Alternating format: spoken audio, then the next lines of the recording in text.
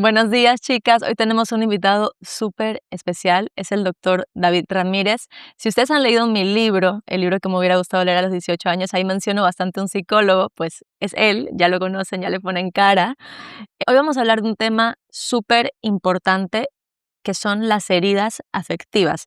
Y es un tema que puede afectarnos sin saber que nos afecta y sobre todo luego cuando nos relacionamos con los demás. Y puede estar como manejando nuestra vida y nosotras no sabemos qué son las heridas afectivas lo que nos afecta. Entonces yo hoy invité al doctor David para que nos explique qué son, de dónde vienen, cómo sanarlas o lidiar con ellas de una forma sana. Entonces empecemos con lo básico y es, ¿cómo sé que tengo una herida afectiva? Yo creo que todos tenemos heridas afectivas, ¿o no? Completamente. Daniela, lo primero es un placer estar contigo y que podamos estar aquí dialogando juntos.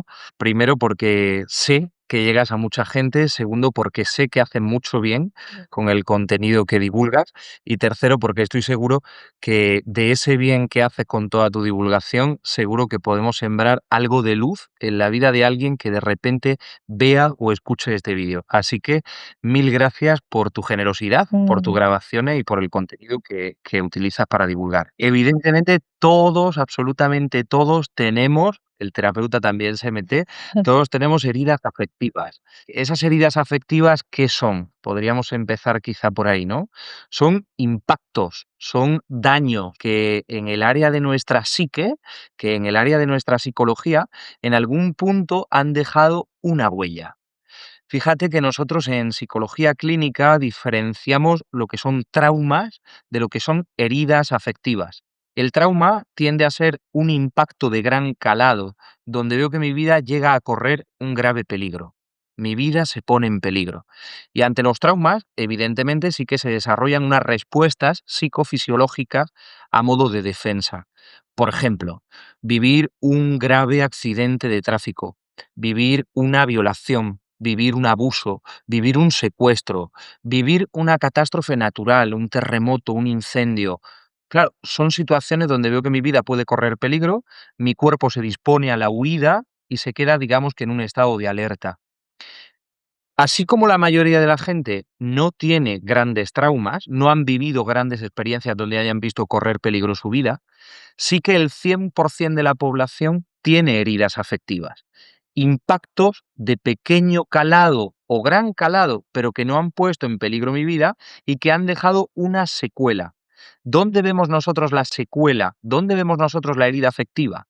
Pues sobre todo en el modo de relacionarnos, en el modo de ver la vida, en el modo de interpretar lo que nos ocurre en nuestro día a día. En definitiva, la manera visible para identificar nuestras heridas afectivas está en ver aquellas circunstancias que del día a día me acaban causando un dolor o generan en mí una respuesta que no es la que quisiera, pero es la que aparece de forma automática. Ujú. Por ejemplo, hace poco estaba hablando con una amiga que me decía que cuando ella era pequeña, ella era una chica súper alegre, súper extrovertida, súper, sí, como feliz, y de repente un día su mamá le dijo, porque estaba apurada, porque estaba de mal humor tal vez o ansiosa, le dijo como, ay, cállate, que me estás molestando. Y dice que ella a partir de ese momento como que dejó de cantar, dejó de ser tan extrovertida. Y ella me dice como que qué rabia porque no fue un trauma. O sea, hay gente que vive cosas muy graves y yo por una palabra que me dijo mi mamá ya cambió mi personalidad. Sí, sí, sin duda. Esas son las heridas afectivas. Fíjate, tenemos 5 grandes heridas. Las situamos en un marco genérico, hablamos de la herida de abandono, la herida de rechazo, la herida de injusticia, la herida de humillación y la herida de traición. Claro, con esos nombres uno podría suponer cosas verdaderamente graves y severas, ¿no? O sea, una herida de abandono. Dices, por favor, yo no he crecido en un orfanato, a mí nadie me dio a luz y me metió en una canasta y me echó al río, yo no me he visto desprovisto de un padre o de una madre. No, no es eso. La herida de abandono, ¿en qué consiste? Pues básicamente en que teniendo yo ciertas necesidades, la inmensa mayoría, necesidades afectivas, no se pudieron cubrir porque papá o mamá no estaban disponibles. Quizá mamá estaba con una depresión, quizá papá se dedicó a ser el proveedor de los bienes económicos y no supo estar a mi lado como yo necesitaba. Quizá no hubo tiempo para jugar conmigo y tirarnos al suelo o a la alfombra y compartir un rato de juegos. Quizá nadie me preguntaba cómo me iba en el cole. Quizá nadie se interesó verdaderamente por lo que yo llevaba por dentro. La herida de rechazo. Claro, hoy, cuando hablamos de la herida de rechazo, es muy fácil traer todos a nuestra cabeza las experiencias de bullying. Una experiencia de bullying, hay un rechazo inherente al propio bullying. Tú, así como eres, grande, alto, bajo, pequeño, delgada, gorda, con esta nariz, con estos ojos, tú así como eres, no encajas en este grupo. Te rechazo por cómo eres. Pero hay otras muchas experiencias de rechazo. Hay experiencias de rechazo que se viven en el seno de la familia. Tienes que cambiar, tienes que estar a la altura, que los demás vean de qué familia provienes. Tienes que encajar en nuestro entorno, tienes que ser motivo de orgullo para nosotros. Tu rendimiento académico tiene que ser el que se espera de ti. Cumple la expectativa de papá o de mamá o de la abuela o del hermano. Hay experiencias de rechazo en el seno de la familia, experiencias de traición. ¿Traición por qué? Bueno, claro, no vamos a pensar en la gran traición, ¿no? La traición de Judas a Jesucristo. Dice, hombre, yo no he vivido nunca una experiencia de ese tipo. Dice, no, una traición de ese tipo no. Pero probablemente hemos vivido una experiencia de traición cuando un amigo con el que vivía con la máxima intimidad y confianza me traicionó y me dio de lado por irse con otro grupo. Cuando aquella mejor amiga que sabía todo de mi vida y compartíamos horas y horas de conversación, un día me dio de lado y dijo que ya no podía seguir siendo mi amiga. Ahí hay traiciones en las primeras relaciones afectivas, en esa realidad de la vida de pareja. Herida de injusticia, cuando siento que en comparación a los demás, a mí me han tratado de otro modo, donde no era tenido en cuenta. Injusticia cuando se ha hecho una comparación con mis hermanos. Injusticia cuando a uno se le ha dado más y a mí se me ha dado un poquito de lado. Injusticia en el propio colegio, cuando se me metió con un estereotipo en el grupo de los rebeldes, de los frikis, de los raritos. Injusticia, cuando, aunque me esforzara y mi rendimiento fuera elevadísimo, nadie reconocía mi rendimiento, porque todo el mundo estaba a la expectativa de mis notas, no de mi esfuerzo. Herida de injusticia. Y por último, tendríamos la herida de humillación. Qué grandes y pequeñas humillaciones hemos vivido en nuestra vida y en nuestra historia, cuando se nos ha insistido en ser de otro modo diferente al que éramos. Humillaciones cuando se ha realzado aquello que podíamos tener por defecto. No es que es muy tímida, no es que le cuesta mucho relacionarse, no es que es muy cabezona, no es que es muy engreída, no es que es muy soberbia, no es que es muy rebelde. ¿Cuántas humillaciones acarreamos todos en nuestra espalda y llevamos en nuestra mochila? Ese es el gran marco, ¿no?, donde situaríamos las 5 grandes heridas. A partir de ahí, ¿qué nos vamos a encontrar? Reacciones. Cómo reacciona mi personalidad ante esas experiencias vividas. Insisto, no son grandes acontecimientos, no veo correr peligro mi vida, pero sí impactan de lleno en mi desarrollo y, por tanto, en mi personalidad, en la forma en que veo, siento, interpreto y actúo ante la vida. Wow. Y tú, por ejemplo, cuando ves a alguien en consulta, ¿cómo puedes ver, esta es una herida emocional? Sí, nosotros sabemos que a partir del tipo de herida que se ha podido forjar en una persona, se da un tipo de reacción u otra. Por ejemplo, nosotros sabemos que la consecuencia natural de una herida de abandono es vivir con dependencia afectiva en las relaciones más próximas. Esto quiere decir que a partir de una experiencia donde yo he podido percibir un grado de abandono, se forja en mí una tendencia a vivir completamente apegado y dependiente de relaciones afectivas. Tengo dependencia afectiva de mamá, tengo dependencia afectiva de esta amiga o aquella otra, tengo dependencia afectiva de un varón que me mire y que me valide, tengo dependencia afectiva de mi jefe, ante el cual intento aparentar que siempre estoy dispuesta y soy la mejor trabajadora. Vivo podríamos decir, con el corazón en la mano para que alguien, el mejor postor, me lo compre. Porque ya he vivido una experiencia de abandono. Ahora, ¿qué necesito? Encontrar a alguien que compre mi corazón y que me prometa que no lo va a volver a abandonar. Sabemos que a partir de una experiencia de rechazo se tiende a forjar una personalidad que denominamos evitativa. O sea, ya me han rechazado. ¿Ahora qué hago? Vivo con miedo al juicio de los demás. Me tiendo a aparecer especialmente solo para hacer todo cuanto dependa de mí. Me cuesta confiar en los que están a mi alrededor. Tengo una gran suspicacia a la crítica. Me cuesta poder entregarme a las relaciones pensando que pueden ser un bien duradero. Veo las relaciones como relaciones de poca intensidad y de poco calado, donde no termino de darme por completo, porque antes o después podrían volver a rechazarme. Sabemos que la consecuencia natural de una herida de traición es volvernos especialmente controladores. Para que no me vuelvan a traicionar, ¿qué debo hacer? Tener control absoluto de todo cuanto ocurre a mi alrededor. Entonces pierdo la cabeza por si me responden o no a tiempo aquel mensaje de WhatsApp que escribí y compruebo 700 veces si el otro está contento o no conmigo. Y tengo que tener la certeza de que en el trabajo todo funciona y va con perfección. Desarrollamos un patrón de personalidad perfeccionista. Wow. Es decir, con estos ejemplos, ¿qué intento transmitirte, Daniela? Pues que al final el trabajo en consulta pasa no solo por identificar la herida, sino sobre todo por identificar las consecuencias que esa herida ha dejado en nuestra personalidad. Cuando yo veo las consecuencias, ya me doy cuenta de que no estoy viviendo bien, no soy libre, hay algo que me condiciona, hay algo que me esclaviza.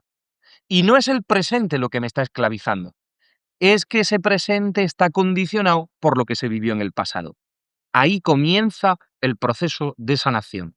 Ahí comienza. Wow. ¿Y cómo? Claro, porque yo escucho todos los ejemplos que me dices y nadie se salva, o sea, o sea, yo me identifico con muchísimos.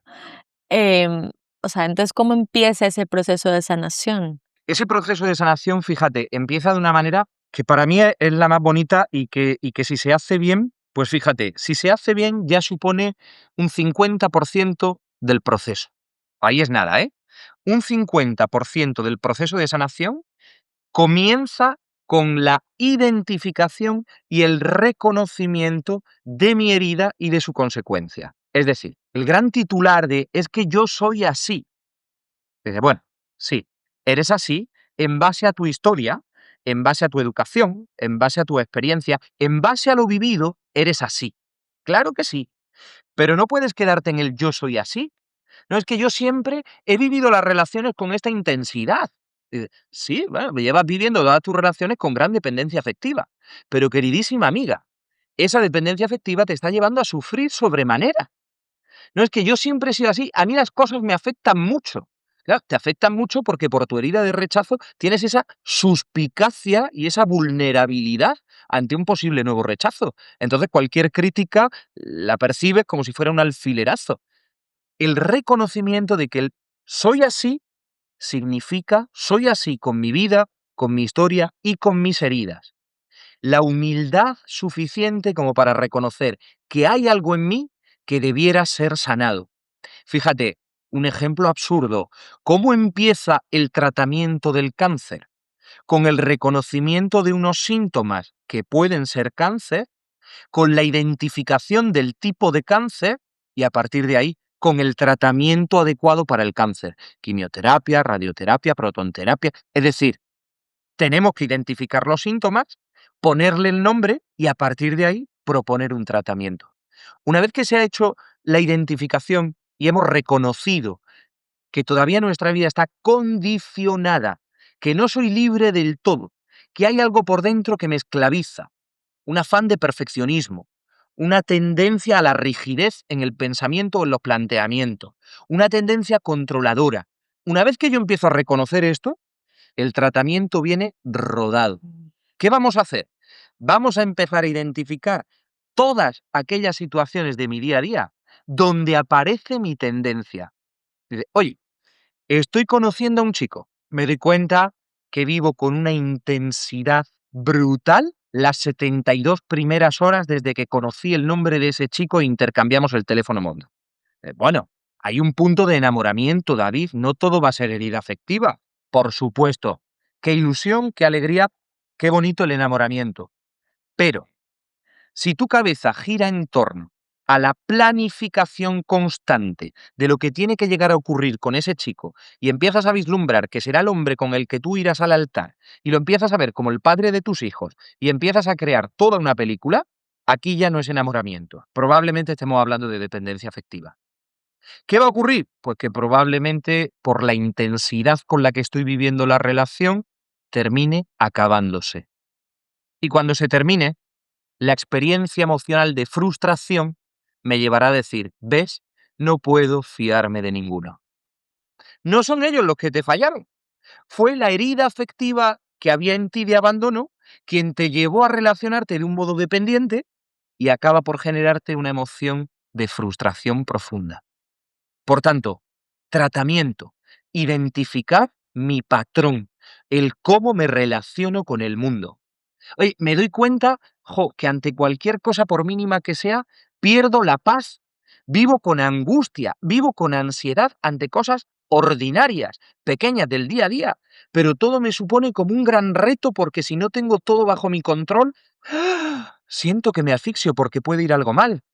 Oye, aquí estás teniendo un control patológico de todo lo que te rodea. No es posible. Vas a perder la vida con una crisis de angustia. No es posible vivir la vida ordinaria con tanta ansiedad por tener control. Empezamos a identificar ese patrón.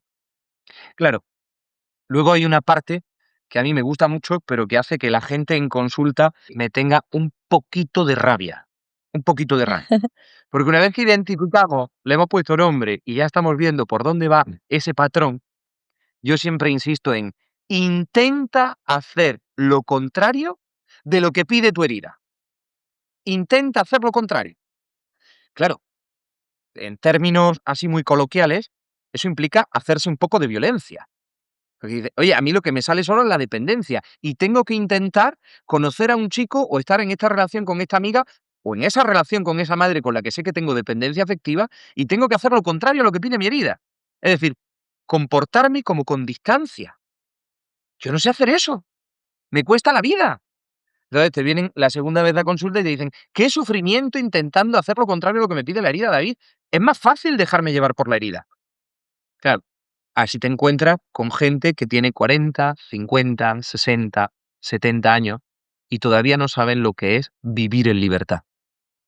Porque es muy difícil hacer lo contrario a lo que pide mi herida. Sin embargo, es justo eso lo que necesitamos para tener una experiencia de crecimiento personal. No es fácil, no es fácil. Me acuerdo una vez en consulta hablando contigo, yo te dije algo y tú me llamaste la atención porque yo te dije, es que esta persona me está haciendo sentir esto, es que ella me hace sentir así. Y tú me dijiste, claro, algo que a mí ahora como que me marca porque ya no le puedo echar la culpa a los demás de cómo me siento yo. Tú me dijiste, Nadie te puede hacer sentir de ninguna forma. O sea, es tu Sí. reacción". Bueno, explícanos un poco esto. Claro, una de las consecuencias de las heridas afectivas es que nos lleva a, de alguna manera decimos, externalizar la responsabilidad. Yo soy así y dices, por lo que me hicieron. Yo soy así por lo que viví. Yo soy así por mi historia. Pero ya te metes en una etapa de vida adulta y acabas pensando que todo cuanto ocurre en tu vida es fruto o consecuencia de lo que el mundo te sigue haciendo. Es decir, como si tú no tuvieses ningún tipo de responsabilidad. Si yo llego un día cansado de mi trabajo, llego un día cansado a mi casa y mi hijo quiere jugar conmigo y no deja de hablarme y se sube encima y corre y trota y trepa, yo no puedo decir, es que mi hijo me saca de mis casillas. Yo no puedo decir eso, porque eso supondría echar la responsabilidad de mi cansancio y de mi reacción al pobre de mi hijo, que lo único que quiere hacer es jugar conmigo. Yo no puedo decir, si mi mujer me dice, oye, sería bueno que mañana hiciéramos tal y yo estoy cansado, yo no puedo decir, es que me pones nervioso. No, no. Yo me pongo nervioso al constatar que lo que me pide el mundo en el estado en el que yo me encuentro, no puedo llegar a darlo. Pero no es que mi mujer me ponga nervioso, que mi hijo me saque de mis casillas o que mi jefe me ponga de los nervios. No, tu jefe no te pone de los nervios, porque tu jefe no tiene la capacidad de abrir tu cerebro y meter 1,5 kg de cortisol en tus neuronas. El cortisol lo generas tú solo, tú sola. ¿En base a qué? A lo que estás interpretando. Tú interpretas que se te pide algo, analizas que tú no puedes responder ante lo que se te está pidiendo y entonces en lugar de asumir tu responsabilidad, acabas pensando que es el otro el que de alguna manera te causa el daño. Claro, digo que esa es una de las consecuencias de la herida afectiva, porque verdaderamente nos cuesta mucho entrar en eso que hemos denominado la responsabilidad emocional. Nada ni nadie me causa mis emociones. Mis emociones nacen y mueren en mi cerebro, a partir de mi interpretación y de mi reacción fisiológica. Nadie me mete serotonina, nadie me mete dopamina, nadie me mete cortisol, nadie me mete oxitocina, nadie. Soy yo quien a partir de mis interpretaciones tengo una reacción fisiológica concreta. En el momento en el que yo entiendo eso, en el momento en el que yo empiezo a comprender que yo soy responsable de mis actos, de mis reacciones emocionales, yo tengo la responsabilidad como adulto de hacerme cargo de mí. Ya no puedo seguir pensando que la culpa y los males de mi vida se deben a otros. Fíjate, hay una historia que a mí siempre bueno, la cuento porque me pareció divertida, aunque en el momento fue de cierto sufrimiento, ¿no? Una señora de 84 años que viene a consulta. A esta señora hay que hacerle la ola, ¿no? Porque con 84 años irte a un psicólogo hay que ser muy valiente, muy valiente. Se viene y me cuenta, no, mira, mi gran problema en la vida fue que mi madre me abandonó cuando yo era pequeñita, yo crecí con mi abuela y con mi tía, que eran viudas y tenían mal carácter, y luego yo me casé con un militar, que era un hombre de muy mal carácter y muy autoritario, y luego he tenido un hijo que también es muy autoritario, ta, ta, ta, ta.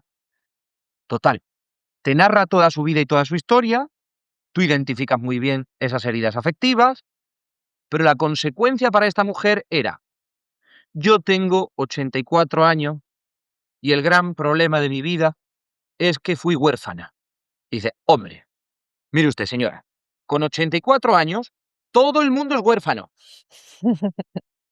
Con 84 años no hay nadie que tenga padre y madre. No se me quede usted con los 84 años explicando todo cuanto ha ocurrido en su vida a partir de la herida afectiva que tuvo cuando era una niña. Porque desde que es niña hasta que llega a los 84 años, ha habido muchos espacios, muchos momentos y muchas circunstancias donde ojalá hubiese ejercido la responsabilidad emocional. Esto no es voluntarismo. Esto es ponerle nombre a aquello que estoy viviendo cuando siento el dolor, cuando me veo que soy esclavo o esclava, cuando veo que mi vida no avanza como quiero. Ponerle nombre y disponerme a trabajarme, disponerme a sanar, disponerme, de alguna manera, a crecer. Porque si no, corremos el peligro de llegar a los 84 años diciendo, el gran problema de mi vida es que fui huérfana. No, con 84 años ya esto no. Con 84 años todo el mundo es huérfano. ¿Ves un poquito por dónde voy, verdad? Sí, sí, sí, sí. Yo quería aquí matizar algo, porque yo que soy como, me tomo todo a rajatabla. Una vez me acuerdo que yo estaba sufriendo mucho y sentía esta ansiedad en una relación porque el chico desaparecía y volvía a aparecer. Y luego era inconsistente con, o sea, como cómo me trataba, a veces estaba, a veces no, y yo sentía esa ansiedad y yo decía: "Ah, es que tengo dependencia emocional, es que soy una insegura, es que es mi herida emocional hablando". Entonces, como que siento que a veces, okey, lo podemos todo llevarlo al extremo, decir todo es nuestra culpa, pero, por ejemplo, en este caso que estamos viviendo en el tema de conocer a alguien, tal, sí llega un punto en el que tú eres responsable de aceptar el trato que quieres recibir en una relación. Entonces, por ejemplo, en este caso, me acuerdo que yo te lo comentaba y te decía: "David, es que tengo dependencia emocional, ¿cómo es posible?". Y tú me dijiste: "No, simplemente no sabes en qué punto él está de la relación, tú estás enamorada y no sabes si él está enamorado, simplemente ten la conversación y ahí vas a tener claridad". Sí, fíjate, en torno a eso va como esa frase que yo siempre intento utilizar y que resulta lapidaria, pero de verdad es una frase que digo con mucho cariño, ¿no? Tú puedes tener traumas, tú puedes tener heridas afectivas, tú puedes identificar tu patrón, pero como adulto, como adulta, tú eres responsable de lo que haces con eso. Tú eres responsable. ¿Qué quiere decir esto? Yo tengo que asumir en mi propia carne y en mi propia historia que yo puedo tener una debilidad, ¿vale? Hay una debilidad. Oye, pues la dependencia afectiva, pues es una debilidad. La suspicacia a la crítica es una debilidad. La tendencia controladora, también la rigidez, sí. Y yo puedo identificar muy bien de dónde viene todo eso. Incluso puedo ver cómo aflora a día de hoy en mis relaciones. Nosotros no vamos a patologizar todo. Probablemente en aquel momento en el que tú sufrías porque no sabías si el otro se encontraba en el mismo punto, en el mismo nivel de enamoramiento o de correspondencia en la relación, probablemente podíamos haber patologizado. He dicho, hombre, Daniela, ¿cómo se te ocurre? Porque no tendrías que vivir este grado de enamoramiento, porque claro, eso es dependencia afectiva. Sí, hay veces que las cosas son mucho más sencillas. Oye, me gusta, tengo un interés, le veo como una persona que podría encajar en mi proyecto de vida, podríamos llegar a forjar un proyecto juntos que podría ser bonito, pero no sé si él está en ese punto. ¿Por qué sufro? Porque no sé si está en ese punto. ¿Cómo lo resuelvo? Preguntémosle, oye, ¿estás en este punto? No. Adiós, adiós, amigo, adiós. Sí, qué maravilla, sentémonos, negociemos. Pacto de formas y de fondo. ¿A dónde queremos llegar? ¿Ya está? ¿A dónde voy con esto? A que nosotros somos responsables de aquello que hay hoy en nuestra historia. Y que nuestro comportamiento, sin tener que patologizar todo, no todo es una patología, nuestro comportamiento bebe en un punto de la debilidad. Yo que me conozco como persona con tendencia a la dependencia afectiva, sospecho que esta reacción mía podría ser de dependencia. Pero hay tantas veces donde el modo de vencer esa tendencia será simplificando las cosas. Fíjate, te pongo un ejemplo muy sencillo. Quien ha vivido una herida de rechazo tiende a evitar vincularse en una relación de pareja, porque teme ser rechazado. Entonces, las propias conversaciones, cuando se empieza este flirteo, este intento por llegar a conocernos, ahí, en esas propias conversaciones, ya la persona que ha vivido el rechazo tiende a ser escéptica, tiende a mostrarse fría, distante. Eso es lo que luego llamaremos la hipótesis autocumplida, ¿no? Porque precisamente por mostrarte fría y distante, la relación se acaba por apagar y acaba por no salir. Al final dices, ves, me ha rechazado.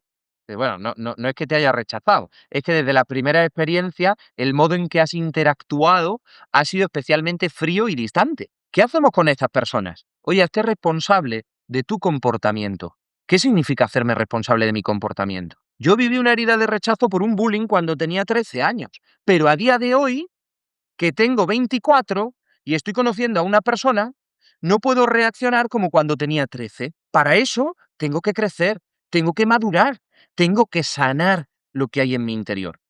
Tengo que sanarlo, porque si no el patrón de comportamiento me llevará a repetir las mismas experiencias emocionales. Se ve un poquito, ¿verdad?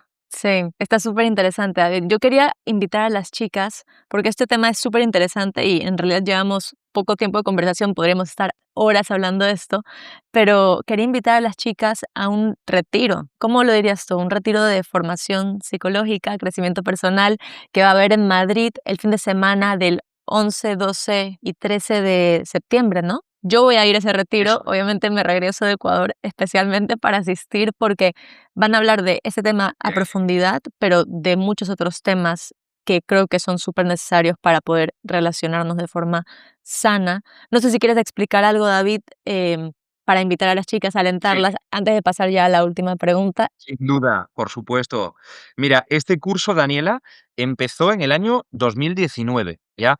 Vamos por la décima, la edición que vamos a celebrar en Madrid es la 10ª edición. ¿En qué consiste? Pues básicamente en ponerle nombre, en identificar cómo es mi forma de amar, cómo es mi forma de sentirme amada y cómo es mi forma de relacionarme con aquellos que me rodean con vínculos específicos. Es decir, cómo reacciono y cómo respondo yo a la hora de amar y ser amada. ¿Ahí qué descubrimos? Pues que hay tantas veces donde nuestra forma de amar o de sentirnos amados está condicionada por estas experiencias previas. Ahí descubrimos que nuestra forma de comunicar mis intereses, mis deseos, mis opiniones, tantas veces está condicionada por estas heridas afectivas.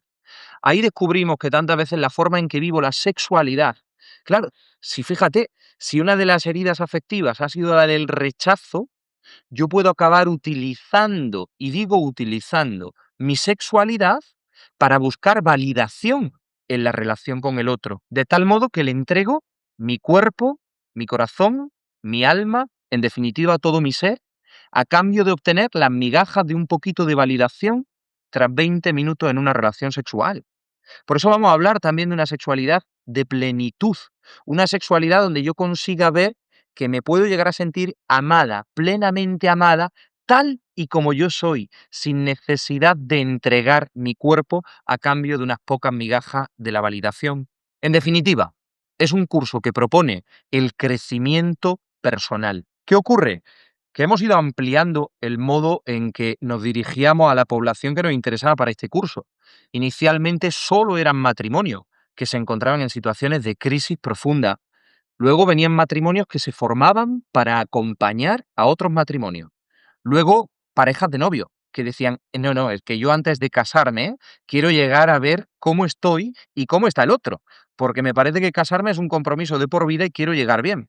Y por último, hace 2 años, empezamos a hacerlo también con solteros y con solteras, que de alguna manera se plantean cómo quieren vivir su soltería o cómo quieren llegar a vivir una vida en pareja sin que esté condicionada su vida por estas heridas del pasado. Entonces, es un curso apasionante. Hay un hilo conductor en todo esto, que es la profunda necesidad, la sed profunda que hay en el corazón del hombre y de la mujer por llegar a sentirnos amados sin condiciones y sin límites. Entonces, todo el mundo, sea cristiano, sea ateo, sea agnóstico, tenga más o menos fe, crea en el cosmos, en los planetas o en la alineación de los chakras, me da igual. Todo el mundo tiene la sed profunda de sentirse amado y amada.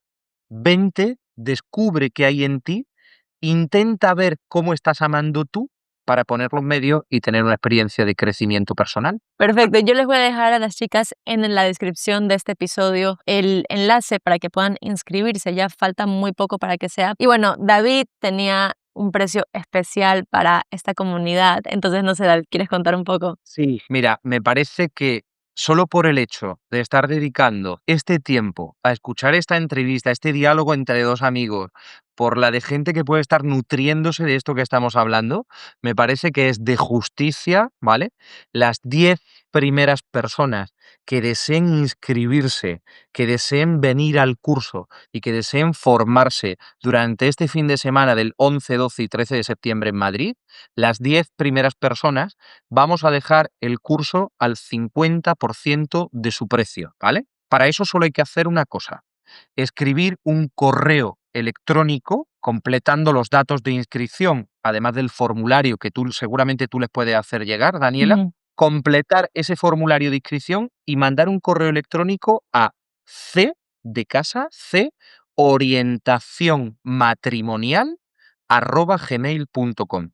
Las 10 primeras personas que se inscriban y que nos manden este correo con su formulario, les haremos un 50% de descuento en el precio de este curso del fin de semana, para que puedan venir, disfrutarlo, formarse, crecer y ser luz para luego donde se encuentren en su entorno seguir sembrando pues esta filosofía de amar de una manera libre. Increíble, David, muchísimas gracias por tu generosidad. Y ya para terminar, una última pregunta, David.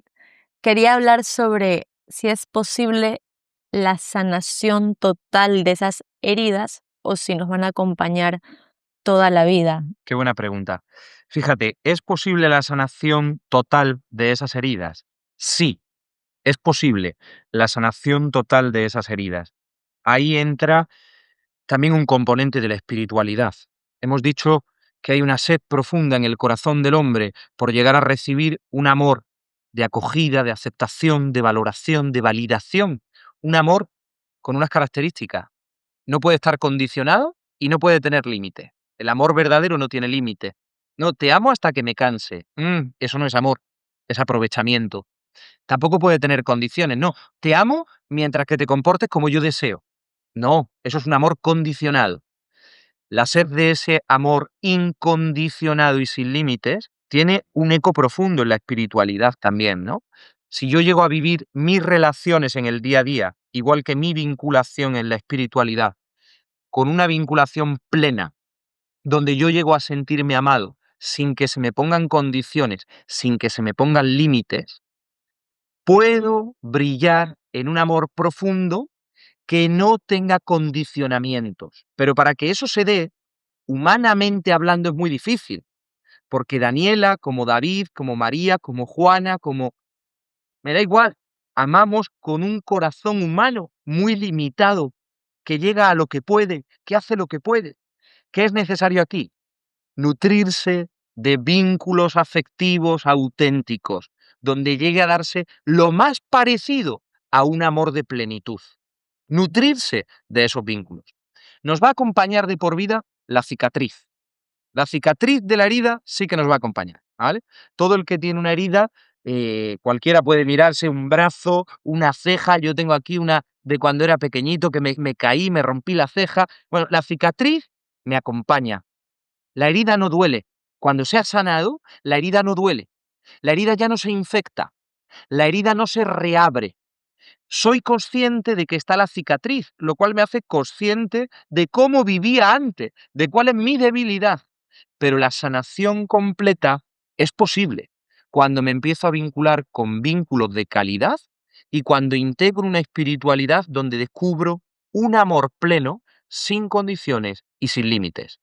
Entonces sí, somos conscientes de nuestra historia, sabemos de dónde venimos, conocemos nuestras debilidades, sabemos cuáles son nuestras cicatrices, pero las utilizamos para que de aquello que era cicatriz y dolor empiece a aparecer una vida verdadera, una vida auténtica, una vida donde me vinculo, me entrego y construyo proyectos con una dimensión unitiva.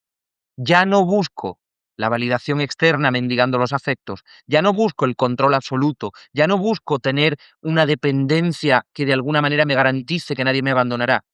Ahora me entrego, ahora me vinculo, ahora vivo con la libertad interna de quien se sabe digna de ser amada, sin condiciones y sin límites. Wow, qué bonito, David. Muchísimas gracias. Y me encantó Estamos. Me encantó la parte de los vínculos, porque yo había escuchado la parte de la espiritualidad, que solo Dios puede sanar esa sed gigante que tenemos de un amor incondicional y sin límites, pero Sí. ahorita este matiz de vincularnos con vínculos de calidad, o sea, con amistades, personas que nos quieran de verdad y sanamente, qué importante que es, ¿no? Porque a veces son esas personas mismas las que pueden estar reforzando el mensaje de ese amor condicional. Sin duda, sin duda.